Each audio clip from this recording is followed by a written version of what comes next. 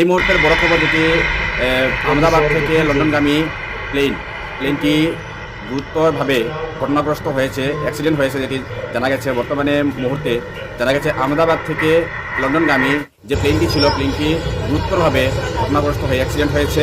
তাতে 224 জন লোক, তাতে 224 জন যাত্রী ছিলেন বলে জানা গেছে।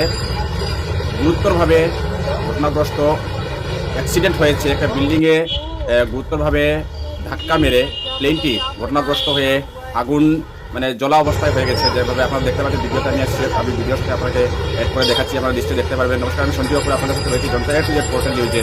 সবাই একটু দেখুন কীভাবে ঘটনাগ্রস্ত হয়েছে। যেটা আহমেদাবাদ থেকে জানা যায় যে আহমেদাবাদ থেকে লন্ডনগামী যেটি প্লেনটি ছিল গুরুতরভাবে ঘটনাগ্রস্ত হয়েছে, অ্যাক্সিডেন্ট হয়েছে, যেটি আমরা দেখতে পাচ্ছি ভিডিওর মাধ্যমে।